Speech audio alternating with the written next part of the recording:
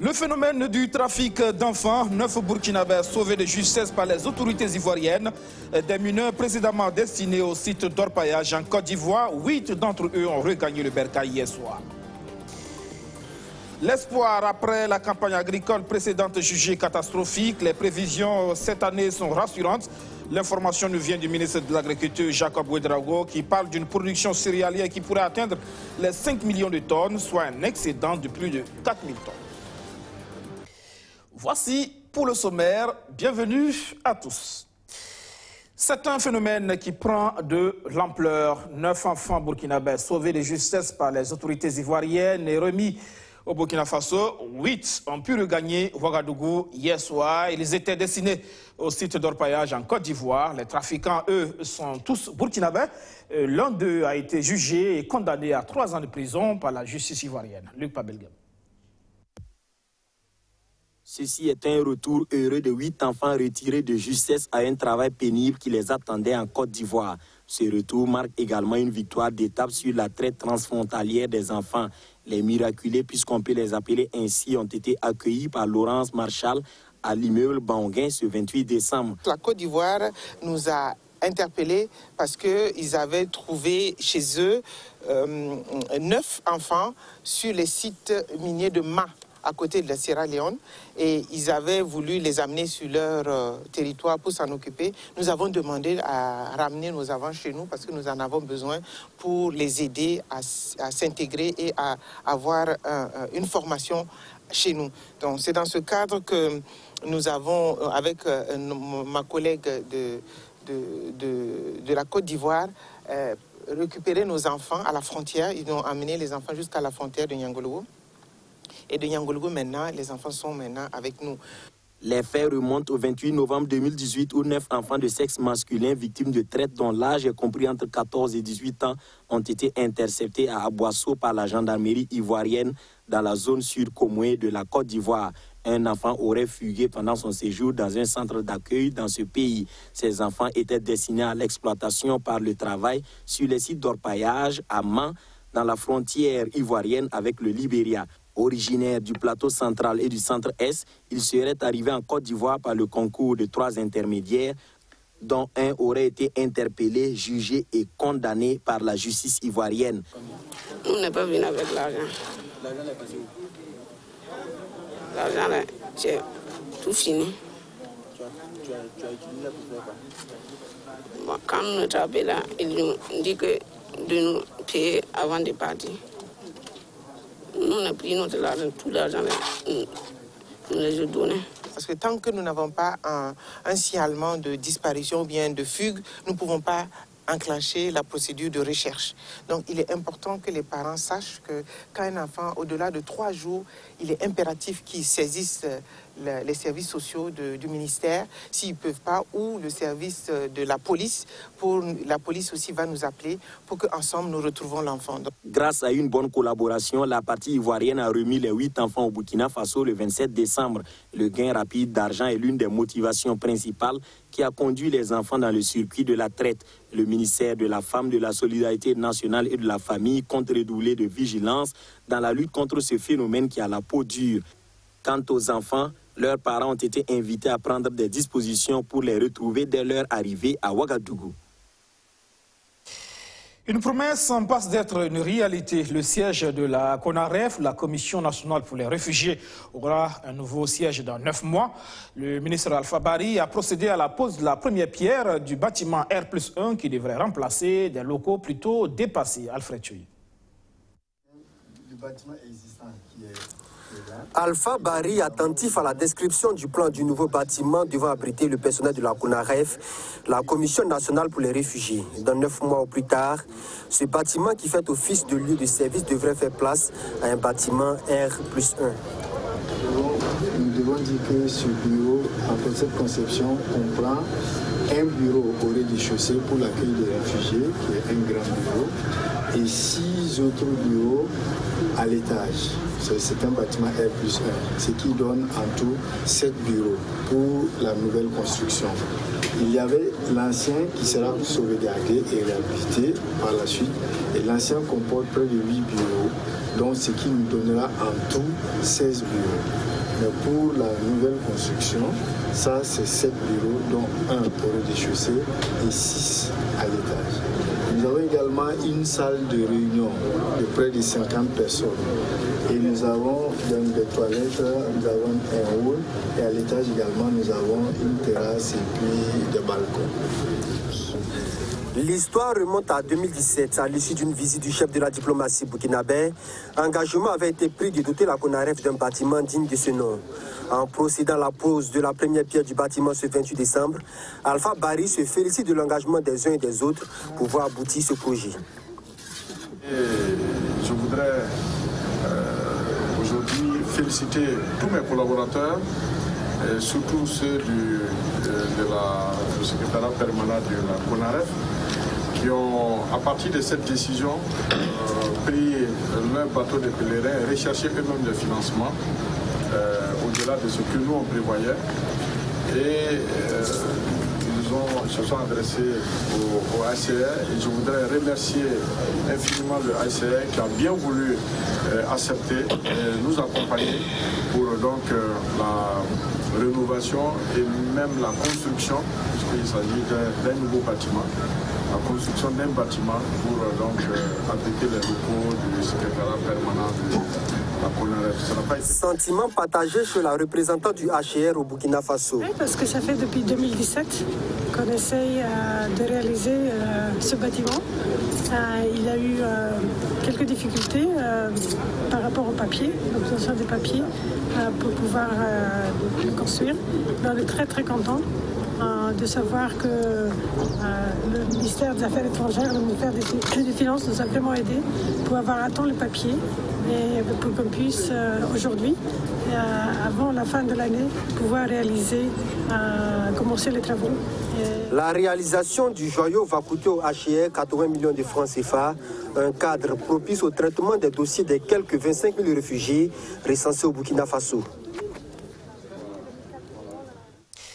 Au département de l'agriculture, on se frotte les mains. La moisson aura tenu toute la promesse des fleurs. Les résultats de la campagne agricole 2018-2019, c'est une production céréalière prévisionnelle de plus de 4,9 millions de tonnes, soit une hausse de près de 22% par rapport à la saison écoulée.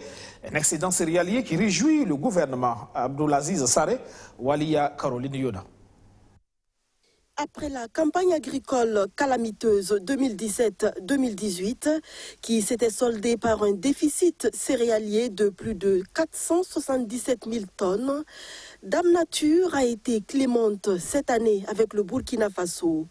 La production céréalière prévisionnelle nationale de la campagne 2018-2019 est estimée à 4 953 257 tonnes. Et comparé à la production totale définitive de la campagne agricole 2017-2018 et à la moyenne des 5 dernières campagnes, elle est en hausse respective de 21,91% et 11,77% selon les chiffres communiqués ce 28 décembre par le ministre en charge de l'agriculture. Cependant, pour ce qui est des cultures de rente, une baisse de 13,29% est enregistrée par rapport à la précédente campagne. La production du coton, par exemple, a chuté de 28,57% comparativement à l'année écoulée et 25,71% par rapport à la moyenne quinquennale. Rapporté aux besoins de consommation céréalière, ces productions font ressortir un excédent brut et net respectif de 4 097 tonnes et de 761 919 tonnes. Dame Nature a été vraiment clémente, mais le gouvernement a aussi joué sa partition, dira Jacob Ouedraogo. Pour atteindre ces objectifs, le gouvernement a mis à la disposition des producteurs et productrices agricoles à prix subventionné de 16 000 tonnes d'engrais, 8 155 tonnes de semences améliorées, 1 150 000 boutures de manioc et de patates, 27 400 unités d'équipements agricoles, 10 500 animaux de trait, 20 000 litres de pesticides. Le coût global de ces appuis s'élève à plus de 16 milliards de francs CFA. Nous avons appuyé les mêmes producteurs pour l'accroissement de la production irriguée à travers l'aménagement de plus de 5 200 hectares de nouveaux bas-fonds et 4 300 hectares de nouveaux périmètres irrigués. Autant d'efforts qui vont se poursuivre, voire s'accentuer l'année prochaine. Car pour la campagne agricole 2019-2020, le ministère de l'Agriculture et le monde agricole entendent réaliser une production céréalière de 5 800 000 tonnes et 1 700 462 tonnes de culture de rente, a confié Jacob Ouedraogo à la presse. Autre département ministériel, celui de l'eau et de l'assainissement, un bond en avant en 2018, mais l'arbre ne doit pas cacher la forêt. Le ministre Niouga Ambroise Ouedraogo et ses collaborateurs le savent. En 2018, ils n'ont pas pu mettre fin au calvaire des Burkinabés en ce qui concerne les coupures intempestives d'eau. Pour 2019, qu'en sera-t-il? Le conseil d'administration du secteur ministériel de ce département s'est penché sur la question. Roméo Kuita. La mise en service du barrage de Ziga était annoncée comme la fin du calvaire. Des coupures intempestives d'eau à Ouagadougou lors des périodes de pointe. Mais hélas, en 2018, les populations, une fois de plus, étaient éprouvées par cette pénurie. Quand vient l'heure du bilan au département en charge de l'eau, la question est forcément au cœur des échanges. Les chantiers en cours d'exécution devraient permettre à terme de soulager de manière significative les peines des Ouagalais en 2019 en termes de disponibilité de l'or bleu. Nous avons 2 grands châteaux supplémentaires et 2 grandes bâches d'eau qui sont très avancées, dont théoriquement, en janvier, fin janvier, ça devrait finir. Nous avons l'extension du réseau. Dans certaines zones, telles vers Yarma, vers Rimketa, ils ont même commencé à creuser les canalisations. Et au niveau central, entre Karpala et puis justement la zone haute vers Sissi, ils ont commencé à poser les grandes canalisations maîtresses de transfert de l'eau. D'après notre planification, ça devrait pouvoir être opérationnel au plus tard en fin février, mi-mars.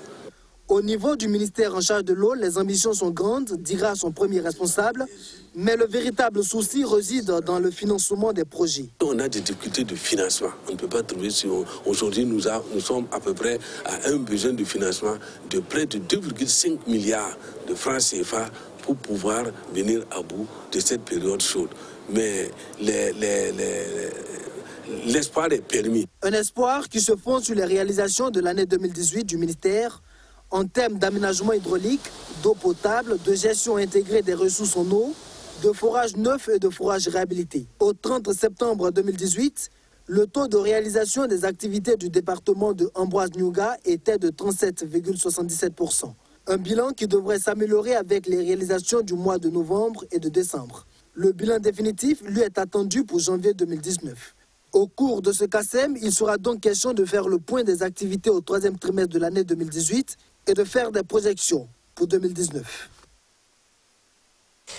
Des Civitech ou des initiatives d'aide à la transparence et à la participation citoyenne qui se basent sur les technologies, c'est un projet de la structure Joklab qui ambitionne utiliser la technologie pour dynamiser la démocratie burkinabé. Madina Sino. Comme dans une salle de classe, ils écoutent attentivement l'exposé de Cheikh Omar Ouedraogo, lead local de Jokolab sur les Civitech. Une initiative d'aide à la transparence et à la participation citoyenne qui se base sur les technologies. Prise de notes et pose de questions ont marqué cette séance de présentation. À la fin, ce sont des participants satisfaits qui s'expriment. En appréciation par rapport à la présentation tout à l'heure, par rapport à Civitech, il faut dire que c'est des notions que je ne connaissais pas auparavant. Mais tout de suite, avec la présentation, j'ai compris que ça a un intérêt vraiment pour notre ville qui est Ouagadougou. Quand vous avez regardé un peu ce qui s'est passé lors de l'insurrection, il suffit de passer un message sur Facebook et la mobilisation est top. Donc ça voudrait dire qu'à partir de cette même plateforme-là, on peut mener des actions citoyennes qui vont beaucoup être intéressantes pour la population de Ouagadougou et pour le Burkina tout entier. En initiant cette séance d'information sur les Civic Tech, Joko Labs entend à travers la technologie dynamiser la démocratie en Afrique. Nous avons un grand engouement au niveau de nos populations pour pour le contrôle de l'action publique, pour la participation citoyenne. Nous avons beaucoup de choses qui s'expriment au niveau des réseaux sociaux, mais nous pensons que nous pouvons passer des mots aux actions, et ceci en utilisant les technologies, en utilisant Internet, pas uniquement sur Facebook, mais à travers un certain nombre d'applications, à travers un certain nombre de sites web qui vont fédérer ces actions-là, ces actions au niveau des citoyens pour pouvoir parvenir à leur fin de contrôle ou de promotion de la transparence. Les Civic Tech existent dans plusieurs pays, dont la Côte d'Ivoire, le Mali, le Sénégal et le Bénin. La Civic Tech la plus connue au Burkina Faso est le Présimètre. Tout en humour, nous bouclons ce journal. Des rires à gorge déployés hier soir au Sénasa, le Centre national des arts du spectacle et de l'audiovisuel, comme pour dire que les Burkinabés restent debout malgré la situation sécuritaire difficile qui endeuille le pays. C'est la deuxième édition de la soirée stand-up et du Langandé, sur scène des humoristes venus du Burkina, de la sous-région et de l'Afrique tout entière pour contribuer à cette résilience des populations en ces temps difficiles sur le plan sécuritaire. Alfred Thuy.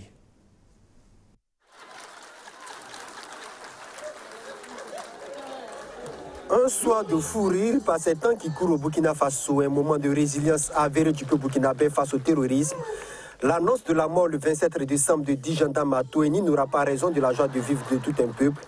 Sur la scène de la salle du spectacle Combat Lankondé du Sénasa, des humoristes venus de la Guinée-Bissau, du Togo, du Cameroun, de la Côte d'Ivoire et du Burkina Faso se succèdent chacun avec sa potion de magie. Tous les blancs n'aiment pas les problèmes. Il y en a leur boulot, c'est de se poser des questions et d'autres, c'est de trouver des réponses à ces questions qui engendrent d'autres questions pour des réponses, et ainsi de suite. Parmi tous ces gars, celui qui m'a impressionné, c'est ça, Isaac Newton. Il a fait questions et réponses en même temps. Ce qui m'impressionne, c'est comment il a commencé à se poser des questions. Un matin, il se lève, il s'assoit sous un arbre. Et là, la pomme tombe de l'arbre. Et il se pose la question qui va changer le cours de l'histoire. Pourquoi la pomme est tombée en bas au lieu de tomber en haut? Nous sommes à la deuxième édition de la nuit du stand-up du Lagandé, qui signifie en mourir, rire à en mourir. Au lieu de t'amener voir un banquier, on t'amène chez un psychologue.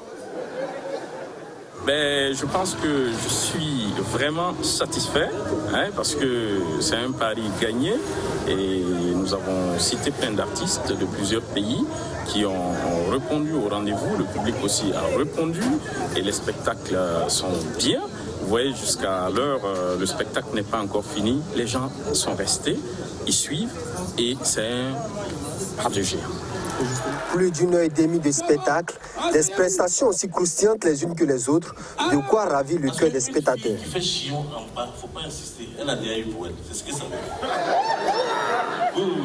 Chion en haut, elle dit mon frère, les hommes m'ont trop trompé. Je suis là, je ne cherche plus aventure, je cherche mariage.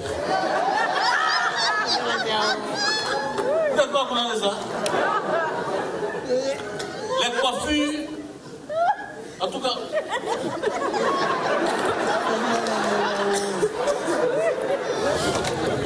J'ai adoré, ça s'est bien passé. C'était de cette deuxième édition à vraiment relever le niveau. Et ce que j'ai aimé le plus, c'est cet échange d'acteurs pour présenter, pour annoncer les différents humoristes qui étaient là. Franchement, moi j'ai validé ma soirée. Vous êtes marié. Clôture dans une douleur de rire avec le plus burkinabé des humoristes ivoiriens. C'est un maréchal Zongo très inspiré qui sonne la fin de ce qui s'apparentait à un génocide humoristique.